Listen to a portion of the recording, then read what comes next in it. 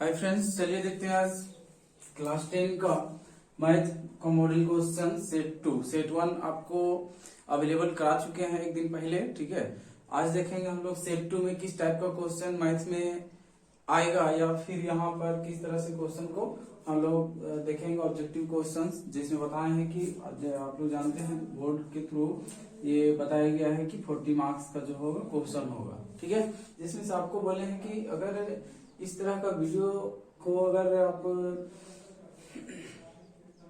पूरा रिवाइज करते हैं और देखते हैं तो आपको 40/40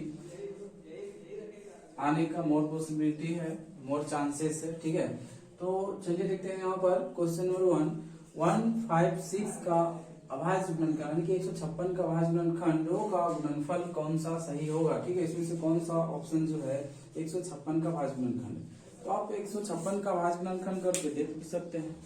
ठीक है, ज्यादा बेटर होगा आप निकाल कर एग्जाम में देख लीजिए। ठीक है, 2 से ये 7 दूनी 14, यहाँ 15, एक बच गया, एक यहाँ बैठ जाएगा 16, 2 का पहाड़ में 16, 8 बार में 8 दूनी 16, फिर ये 2 से जाएगा।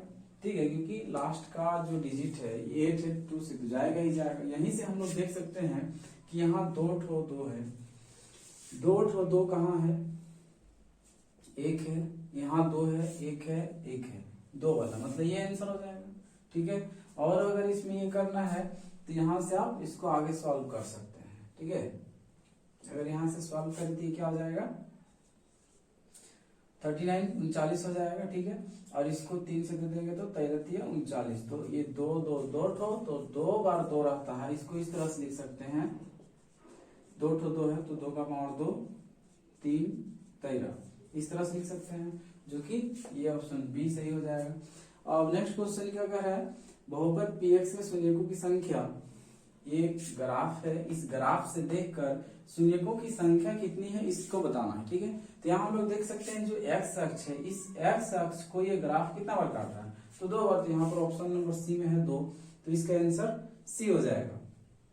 अब यहाँ पर है ये निम्न में कौन द्विघात समीकरण नहीं है, इसमें से द्विघात समीकरण कौन सा नहीं है इसको छांटना है। ठीक है, बहुत सिंपल तरीका है, अगर इसको a + b का होल क्यूब में अगर हम लोग तोड़ते हैं तो ये किस में टूटेगा, एक क्यूब में, एक क्यूब आएगा ही स्टार्टिंग में, यहाँ पर एक क्यूब आ जाएगा तो वो तो रह जाएगा। अच्छा, इधर भी देखें तो इधर भी 2x गुना x², यहाँ आ जाएगा 2x³ आएगा, यहाँ पर आ जाएगा x³, तो इसको अगर उधर से इधर ले आए तो माइनस प्लस होके एक x³ बच जाएगा, तो एक ये नहीं है द्विघात समीकरण। ठीक है, यही तो हो गया यहाँ पर। अगर यहाँ देखा जाए तो ये x² है, उधर कहीं है नहीं कि ये कट जाएगा, तो ये द्विघात समीकरण है। यहाँ अगर चेक करें, ठीक है, अगर यहाँ चेक करें तो यहाँ से क्या आ जाएगा x, ये 2x x के साथ में गुना होगा तो 2x² आ जाएगा। ठीक है, और यहाँ से ये x गुना x होगा तो x², ये इधर आ जाएगा तो घट के फिर एक x² बचेगा, ये द्विघात समीकरण है। ठीक है, और यहाँ से अगर देखें हम लोग तो x गुना 2x² आएगा, और यहाँ x गुना x² तो उधर से इधर आ जाएगा तो x² घट जाएगा, तो एक तो x² बच जाएगा, तो x² बच रहा है मतलब द्विघात समीकरण है। यहाँ पर क्वेश्चन बोला है कौन द्विघात समीकरण नहीं है, बहुत इसको बहुत अच्छा से देखना है, थोड़ा ध्यान देना है। द्विघात समीकरण नहीं है तो कौन सा नहीं होगा, x³ आ जा रहा है तो ये ऑप्शन ये हो जाएगा। यहाँ पर देख सकते हैं cos 48 - cos 42 का मान कितना होगा, तो यहाँ पर इसका 0 हो जाएगा। फिलहाल आपको निकाल कर दिखा देते हैं कैसे होगा। cos 48 है,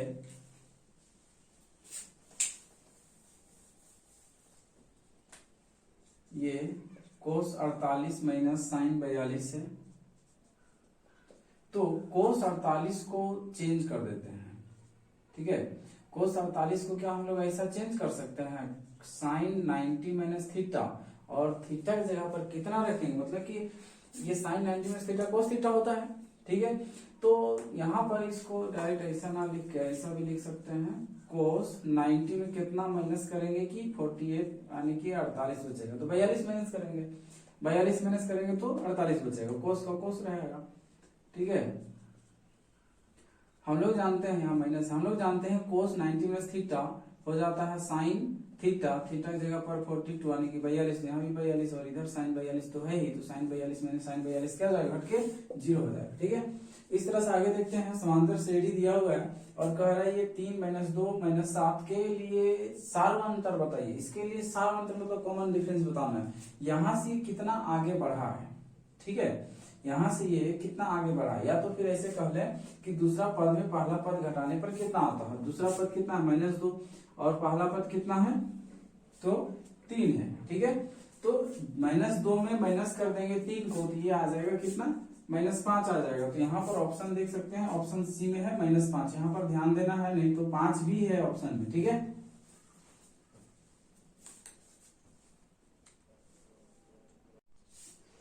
देखते हैं क्वेश्चन नंबर 6 से। आर त्रिज्या, यहाँ पर क्या लेने बोला है, त्रिज्या को आर लेने बोले। ठीक है, वाले वृत्त का क्षेत्रफल क्या होगा। हम लोग जानते हैं वृत्त का क्षेत्रफल पाई आर स्क्वायर होता है। पाई और आर की जगह पर ए बैठाना, छोटा आर स्क्वायर, तो ये ऑप्शन ए में है, दिया हुआ है। ठीक है, बाकी सभी देख सकते हैं, ये पाई आर इवन नहीं होगा। 2 पाई आर इस वृत्त का क्या होता है, परिधि होता है। 2 पाई आर स्क्वायर ये किसी का फॉर्मूला नहीं हो। त्रिज्यन का क्षेत्रफल निकालने में लगता है θ/360 गुने पाई आर स्क्वायर होता है उसका, लेकिन उसका चाप का हो जाता है θ/360 गुना 2 पाई आर होता है, वो भी किसी का नहीं है, इसलिए वो। निम्नलिखित में से किसका दशमलव प्रसार शांत है। ठीक है, दशमलव प्रसार किसका शांत है, इस चीज को देखने के लिए हम लोग हर का देखते हैं, डिनोमिनेटर को देखते हैं।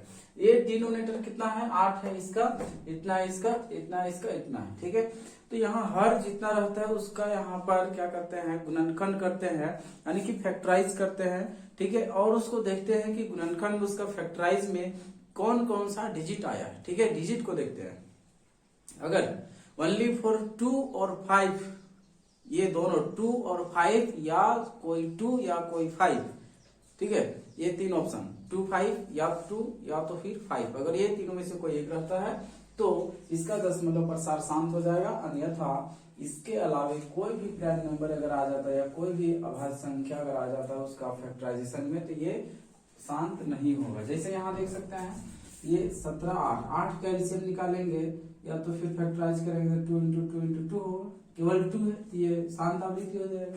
यही देखेंगे तो इसमें 2 है, 5 है, 7 है। ठीक है, ये फैक्टराइज करके दिया हुआ, आधा काम किया हुआ है, फैक्टराइज करना नहीं। ठीक है, तो 2 5 यहाँ तक तो सही था, लेकिन 7 आ गया, इसलिए ये गड़बड़ हो गई, ये अशांत आवृत्ति, ये भी अशांत आवृत्ति हो जाएगा। ये 15/70 है, तो ये अगर ऐसा कट रहा है तो ऐसा गलती नहीं करना है कि नीचे में 70 का, ऐसा नहीं, कट रहा है तो काट देना है। 5 से 3 टाइम में और 5 से ये 14 टाइम में। ठीक है, अब इसका 14 डिनोमिनेटर में 14 का एलसीएम निकालेंगे, 2 7 आ जाएगा। ठीक है, तो 2 और 5 नहीं आ रहा है, 2 और 5 केवल इसमें आ रहा है, केवल 2 है। ठीक है, तो ये हो जाएगा शांत आवृत्ति। चलिए इसमें देखते हैं 96 और 404 का एचसीएफ क्या होगा। एचसीएफ हम लोग जानते हैं हाईएस्ट कॉमन फैक्टर। इसमें से सबसे बड़ा कौन सा है, इसमें से अगर सबसे बड़ा देखें तो 4 है। 4 से इसको डिवाइड करके देखना है, 4 से अगर डिवाइड हो गया तो इसका एचसीएफ 4 ही होगा। ठीक है, और नहीं तो आप ऐसा कर भी सकते हैं, एचसीएफ इसका निकाल भी सकते हैं गुणनखंड विधि से। 96 का अगर निकालते हैं तो कितना हो जाता है, 2496। यहाँ लिख सकते हैं 4 से, क्योंकि दोनों जा रहा है, 2 × 2 × 3। ठीक है, और गुना में 2 × 2 ऐसा करके हो जाएगा। और ये 404 का अगर देखते हैं हम लोग तो आ जाएगा 2 × 2 × 101, तो ये 2 मिल गया, तो ये 2 × 4 इसका एचसीएफ हो जाएगा। इस तरह से भी आप निकाल सकते हैं। देखिए आगे क्या बोल रहा है, यदि शून्यकों का योग तथा गुणनफल दिया हो ये है तो द्विघात बहुपद क्या होता है। हम लोग द्विघात अभिष्ट द्विघात बहुपद कैसे निकालते थे, x² minus alpha plus beta x plus alpha into beta. Clear, तो यहाँ x² तो रहेगा, फर्स्ट अपॉन x² रहेगा, ये दोनों ऑप्शन कैंसिल हो जाएगा। यहाँ से अल्फा प्लस बीटा, पहले क्या बोल रहा है, योग, पहले योग बोला, कर्मशः लगा दिया, इसका मतलब पहले योग बोला है, तो इसमें जो पहले आया है वो इसका होगा। योग कितना है, 0, योग वाला यहाँ 0, मतलब ये टर्म खत्म, ये टर्म खत्म हो गया एक्स स्क्वायर, और इसका गुणनफल यानी कि प्रोडक्ट ये अल्फा इंटू बीटा कितना दिया √5, तो यहाँ पर √5 होगा, यानी कि एक्स स्क्वायर प्लस √5 आना चाहिए, एक्स स्क्वायर प्लस √5 ऑप्शन ये में है। क्वेश्चन नंबर 10 में क्या है 3x square minus x minus 4 का निम्न में से कौन सा शून्यक है, यहाँ पर शून्यक आपको निकालना पड़ेगा। उसके बाद आपके पास टाइम बहुत ज्यादा अवेलेबल रहेगा, 90 मिनट्स रहेगा, इसमें दिक्कत नहीं है, ठीक है। तो यहाँ से आप आसानी से निकाल के केयरफुली इसको बनाना है, कोई भी क्वेश्चन मिस्टेक नहीं करना है, ठीक है। ये यहाँ 3x square minus x minus 4 है, ठीक। इसका जब हम शून्य निकालें 0 से बराबर कर लेते हैं, आप लोग पहले से ही जानते हैं। तो फर्स्ट इंटू लास्ट करेंगे तो 12x स्क्वायर हो जाएगा माइनस में, तो 12 का हम लोग निकालते हैं तो 4 और 3 में अगर इसको बांट दें, और ये माइनस है तो माइनस लाने के लिए एक में प्लस एक में माइनस रखेंगे, प्लस माइनस घट के पहले प्लस माइनस घटेगा, ठीक है। या तो फिर प्लस माइनस को गुना करें तो ये क्या हो जाएगा, प्लस माइनस को गुना करेंगे माइनस आ जाएगा। बस यही चीज को देखना है कि यहाँ गुना में ये जो साइन है प्रोडक्ट करने के बाद यहाँ जो साइन आया है माइनस, तो वो साइन लाने के लिए कौन कौन सा साइन रखेंगे जोड़ घटाव में, यहाँ पर प्लस माइनस रखेंगे तो यहाँ आ जाएगा माइनस, ठीक है।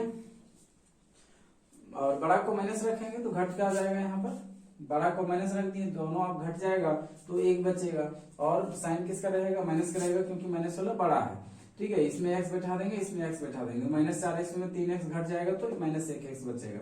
यहाँ से इसको अगर बैठा दें minus 4x plus 3x minus 4 बराबर 0, इस तरह से, तो यहाँ पर इसका आप निकाल सकते हैं ये और ये, यहाँ से कॉमन निकलेगा, इससे x, इससे पहला और से कुछ नहीं कॉमन निकल रहा, केवल x बाहर निकलेगा, बच जाएगा 3x और माइनस में 4, यहाँ से कुछ भी कॉमन नहीं तो 1 निकलेगा, 3x का 3x माइनस 4 का 4 रहेगा। ये दोनों ब्रैकेट के अंदर में सेम चीज है, एक बार लिख देंगे, ब्रैकेट के बाहर जो था x बच गया और ये प्लस में 1 बच गया, बराबर 0 कर देंगे, ठीक है। अब इसको 0 से बराबर करेंगे, इसको 0 से बराबर करेंगे, इसको 0 से अगर बराबर करते हैं तो 4/3 आ जाएगा, इसको 0 से बराबर करते हैं तो -1 आ जाएगा। तो 4/3 और -1 कहाँ है, ये ऑप्शन ए में है, इसका ये 10 का ए हो जाएगा ऑप्शन।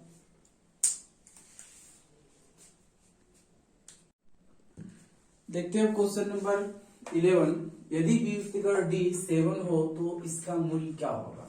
हम लोग जानते हैं वियुक्तिकर 3 टाइप से अलग उसको किया जाता है। अगर D जो है वियुक्तिकर जो है 0 से छोटा होगा यानी कि माइनस में आएगा तो काल्पनिक होगा। तो यहाँ ऑप्शन में दिया हुआ है ये काल्पनिक, ऑप्शन में ये ऑप्शन जो सी है कब होता, जब ये माइनस में होता। अच्छा, यहाँ पर दिया हुआ बराबर और वास्तविक, तो बराबर कब होता, जब वियुक्तिकर जो है 0 के बराबर होता। तो ये 0 से बड़ा है 7, तो ये क्या हो जाएगा, वास्तविक और असमान हो जाएगा। किसी समकोण त्रिभुज में कोण का मान अगर थीटा हो, कोण का मान अगर थीटा होता है तो tan थीटा क्या होता है, हम लोग जानते हैं पंडित भोला प्रसाद हरी हरी बोल। ये यहाँ पर फर्स्ट साइन का, सेकेंड कोस का, थर्ड tan का। तो tan का यहाँ देख सकते हैं P/B, P4 परपेंडिकुलर यानी कि लंब, और P4 बेस यानी कि आधार, यानी कि लंब को L से और आधार को A से, या तो फिर लाल बटे का यहाँ पर इसको ऐसे भी समझ सकते हैं, L से लंब, ठीक है, और A से आधार, ये लंब बटे आधार। तो लंब बटे आधार कहाँ है, लंब बटे आधार ऑप्शन ए में है, ठीक है।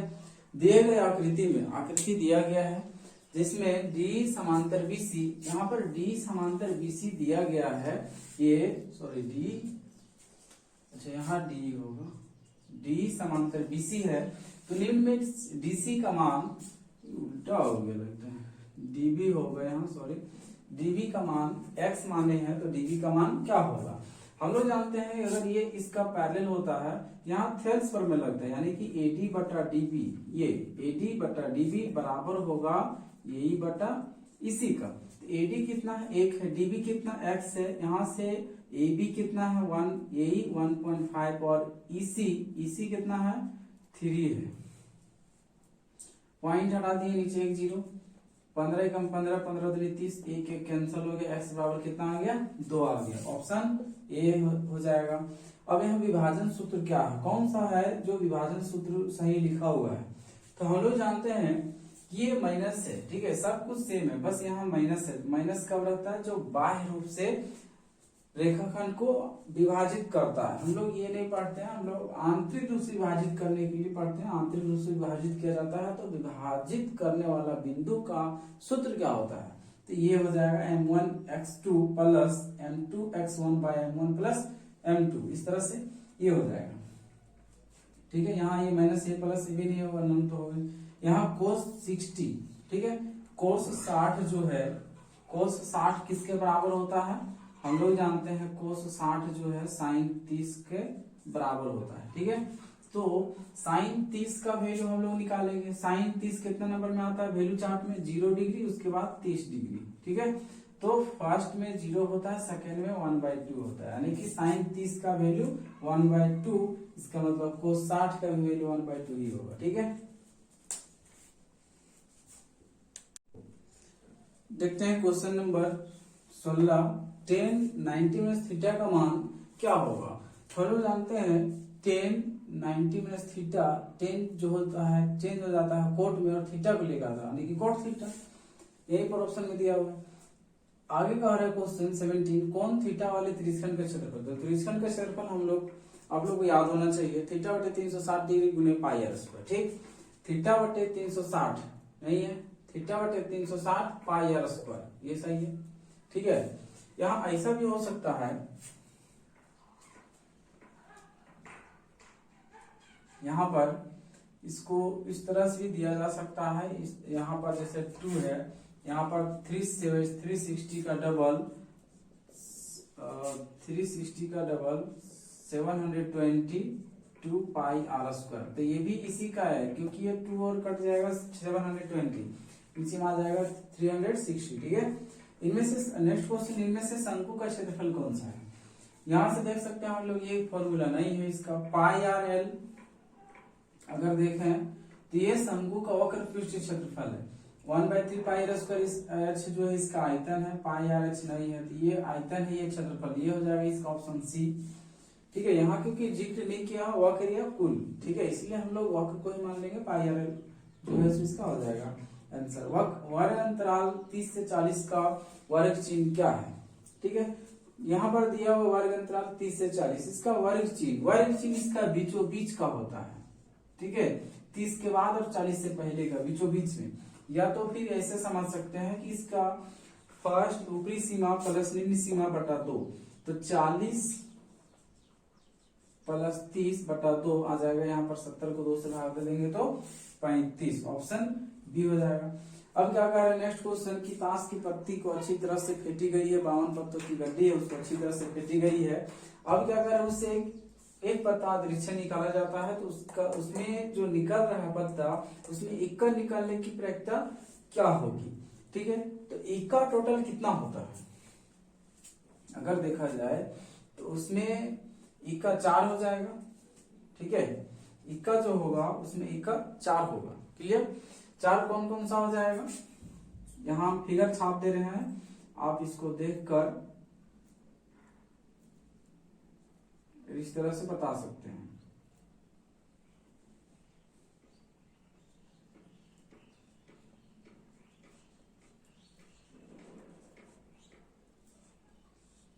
ये दोनों रेड कलर का, ये दोनों ब्लैक कलर का होता है, तो इसका भी एक एक का होता है, इसका भी एक का, इसका भी एक का, इसका भी चारों का एक का होता है, इस तरह से 4 एक का होता है 4, तो इसलिए प्रैक्टा क्या हो जाएगा टोटल 4 और 52 पत्ती टोटल 52, तो यहाँ 4/52 कटेगा एक बार में, 13 चौके 52, 1/13, 1/13, ऑप्शन बी इसका राइट आंसर हो जाएगा। देखते हैं क्वेश्चन नंबर 21 क्या है, क्या बोल रहा है, यदि संख्या का हर का अभाज्य गुणनखंड जो है 2m 5m के रूप का नहीं होता है तो क्या होता है। हम लोग जानते हैं कि किसी भी संख्या का, परिमेय संख्या का हर का अभाज्य गुणनखंड 2m गुना 5m के रूप का होता है, तो वह क्या होता है, उसका दशमलव प्रसार शांत आवृत्ति होता है, अगर ऐसा नहीं होता तो वो अशांत आवृत्ति होता है। ठीक है, तो यहाँ वही चीज कह रहा है, 2m गुना 5m के रूप का नहीं है तो क्या हो जाएगा, अशांत आवृत्ति हो जाएगा। द्विघात बहुपद ax² + bx + c = 0 है और इसके शून्यक अल्फा और बीटा है, तो अल्फा प्लस बीटा बराबर क्या होगा? हम लोग शून्यकों के बीच संबंध relation between zeros of polynomial, उसमें क्या पढ़े थे? Alpha plus beta is equal to minus B by A. तो माइनस बी बाई ए कहाँ है? ऑप्शन सी में है, ऑप्शन सी हो जाएगा। यहाँ बी बाई ए है, ए में, ऑप्शन नंबर ए में, लेकिन यहाँ माइनस नहीं, इसलिए ये नहीं होगा। ठीक है, 23 में क्या करें? 23 नंबर क्वेश्चन में भाज्य बराबर भाजक गुना भागफल प्लस, यहाँ खाली स्थान है, क्या होगा? खाली स्थान में क्या होगा? ये चीज भावना। तो भाज्य बराबर भाजक गुना भागफल प्लस शेषफल होता है, ऑप्शन ए में है शेषफल। ठीक है, किसी समांतर श्रेणी का प्रथम, दो बार लिखा गया का प्रथम पद जो होगा a और सार्वंतर d है, तो इसका nवां पद क्या होगा? ठीक है, तो इसका प्रथम पद a है,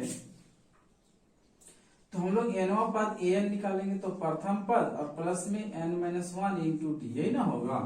यहाँ से कौन सा हो जाएगा? ये है, बट यहाँ माइनस आ गया, ये नहीं होगा। ये तो सम वाला है, सम n पदों का सम निकालने का ये फॉर्मूला, योग निकालने का। सी में यहाँ है a plus n-1 into D, ये हो जाएगा। आगे द्वारा समांतर श्रेणी में रिक्त स्थान को भरे। समांतर श्रेणी दिया हुआ है, 2 है, खाली स्थान है, और 26 है। यहाँ इसके बाद अगर देखा जाए क्या भराएगा, यहाँ से हम लोग निकाल सकते हैं इसका। अगर यहाँ भर के देखें, ऑप्शन में 12 है, 13 है, 14 है, 16 है, इसके बाद और इसके पहले बीचों बीच का कौन सा हो जाएगा? अगर इसमें घटा दें 26 में 2 तो बच जाएगा 24, 24 का आधा 12, 12 प्लस 2 यहाँ कितना हो जाना चाहिए? 14 होना चाहिए। तो यहाँ से देख सकते हैं ये कितना कम है? 14 से ये 12 कम है, और ये कितना कम है? 14 सॉरी ज्यादा है, 14 से 12 ज्यादा है, यानी कि यहाँ पर 14 राइट आंसर हो जाएगा। चलिए देखते हैं क्वेश्चन नंबर 36 बोधायन प्रमेय किसे कहा जाता है? किस प्रमेय को बोधायन प्रमेय कहा जाता है? तो पाइथागोरस प्रमेय को बोधायन प्रमेय कहा जाता है। ठीक है, नेक्स्ट क्वेश्चन, एपी के प्रथम n पदों का योग निकालने का सूत्र क्या है? तो योग निकालने का, ठीक है, यहाँ पर योग निकालने का n/2 गुना 2a plus n-1 into D. यहाँ से एक और फॉर्मूला तो n/2 into a plus an। ठीक है, और नेक्स्ट क्वेश्चन है, वृत्त और उसकी स्पर्श रेखा, वृत्त और उसकी स्पर्श रेखा के उभयनिष्ठ बिंदु को क्या कहते हैं? तो इसे क्या कहते हैं? तो स्पर्श बिंदु कहते हैं। अगर स्पर्श केवल करता है तो जिस बिंदु पर स्पर्श करता है उसे स्पर्श बिंदु कहते हैं। और अगर यदि वृत्त को काटते हुए पार हो जाएगा, यानी कि वृत्त को 2 बिंदुओं पर अगर काटता है तो उसे छेदक रेखा कहते हैं। ठीक है, जैसे यहाँ पर ये एक रेखा इस 2 बिंदु पर काटा है तो इसको छेदक रेखा कहेंगे। लेकिन ये इस तरह से अगर केवल स्पर्श कर रहा है तो उसको स्पर्श बिंदु कहेंगे। ठीक है, नेक्स्ट क्वेश्चन, कोण थीटा वाले त्रिस्खंड के संगत चाप, यहाँ पर क्या है? संगत चाप, चाप की लंबाई क्या होगी? तो चाप की लंबाई हम लोग जानते हैं, आप इसमें से देखकर बताइए कौन सा होगा। ठीक है, इसके लिए आपको छोड़ देते हैं, ये भी आपके लिए छोड़ देते हैं, और आपको कमेंट बॉक्स में बताना, अगर नहीं भी आता है तो भी बताना है। नेक्स्ट वीडियो में आपको ये जरूर से जरूर इस क्वेश्चन को आपको बताएंगे। ठीक है, कोई भी अगर इस वीडियो में कोई भी त्रुटि भी होता है तो आप बता सकते हैं, ताकि उसका फिर सुधार किया जा सके। और अगर बोलते हैं इसका कौन सा आंसर होगा उसको कमेंट बॉक्स में कमेंट करने, तो वहां पर आप जरूर से जरूर करें, ताकि आपका भी ये पता चले आप कितना जानते हैं। ठीक है, शंकु का छिन्नक का वक्र पृष्ठीय क्षेत्रफल क्या होता है? नेक्स्ट क्वेश्चन में है, तो इसका वक्र पृष्ठीय क्षेत्रफल क्या हो जाएगा? यहाँ है, ये सही था बट यहाँ h आ गया, नहीं होगा। यहाँ ये तो आयतन का फॉर्मूला है, यहाँ से ये जो है शंकु का वक्र पृष्ठीय क्षेत्रफल है, बट हमें बोला गया शंकु का छिन्नक का वक्र पृष्ठीय क्षेत्रफल, तो ये हो जाएगा pi into r1 plus r2 into l। देखते हैं क्वेश्चन नंबर 31 बताइए कि √9 कौन सा संख्या है? ठीक है, तो √9 का अगर देखें हम लोग निकाल कर, तो ये जो है √9 का वैल्यू 3 होता है, 3/1, ये ऐसा लिख सकते हैं, जो कि एक परिमेय संख्या है। अगर यहाँ रूट नहीं निकलता तो यहाँ परिमेय संख्या रहता। ठीक है,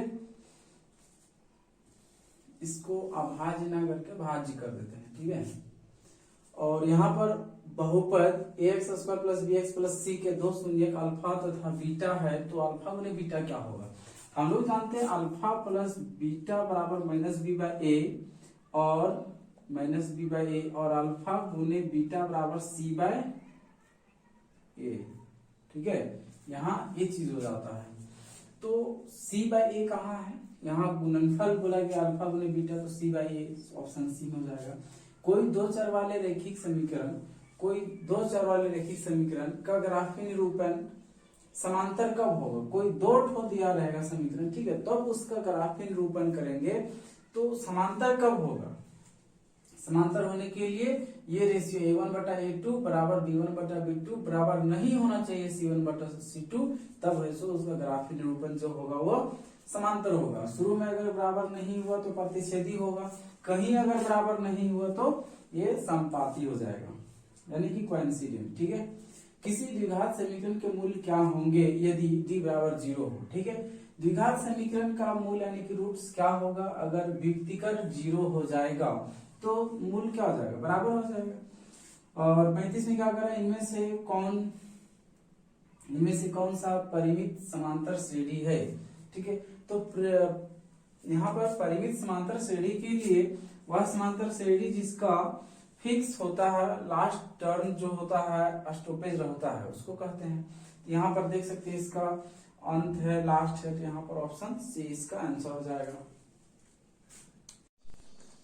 देखते हैं क्वेश्चन नंबर 36, सभी खाली स्थान समरूप होते हैं।